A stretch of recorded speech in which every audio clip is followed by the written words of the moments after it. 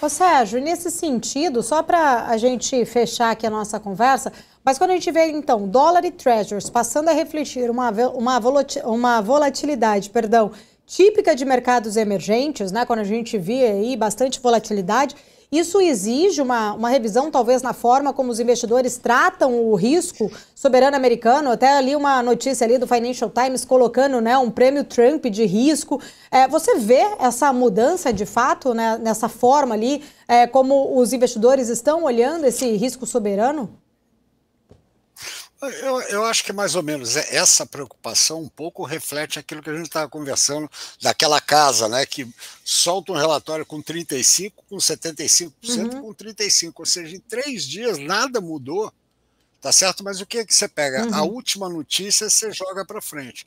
O que acontece é, efetivamente, o Trump conseguiu, né, um milagre, né, que ele consegue justamente meio que desestruturar esse tripé né, de ser uma zona de segurança, né? Porque na medida que ele passa a ser a origem da turbulência, ele começa a minar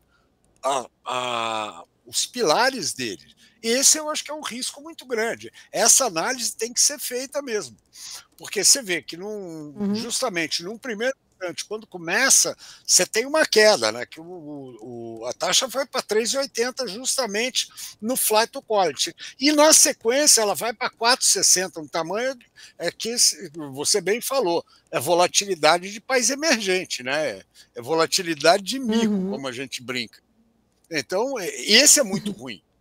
Porque se você começa a ter esse nível de incerteza na economia central, né, mais importante, na economia aberta, né, que a China aí é muito importante, mas a gente sempre fala, é outra coisa, uma economia direcionada, você tem outro nível de interrelacionamento com o resto do mundo. Então, eu acho que isso daí é preocupante. Agora, se é uma mudança efetiva, ele não sabe, tá certo? Se vai existir, porque ainda Uhum, tem esse problema. Trocar pelo quê? Sabe, Paula? O que uhum. substituiria os créditos hoje? Né? Num volume, você imagina, você tem uma venda em massa aí, principalmente a China hoje não é tão importante, né? A China tem 700 bi, muito mais importante é Japão e Europa, os dois juntos daria 2.200, né? Então, é muito mais importante, né? Mas se você tem uma desova, eles vão para quê? Né? Se Uhum. algum movimento com uma preocupação, com eventualmente enfraquecimento de moeda, a gente já tem visto um ouro muito, né, consistentemente em alta e um aumento no posicionamento de bancos centrais em ouro, mas é marginal, né? Você não consegue redirecionar, recanalizar todo esse dinheiro que está em treasury e todo esse dinheiro que está em dólar. Ô Sérgio, só para concluir, faltam aqui 2 minutinhos só, mas você vê, então, toda essa movimentação como um exagero, né? Tanto para alta quanto para baixa, essa movimentação, ou existe fundamento de fato ali para o mercado estar tão receoso?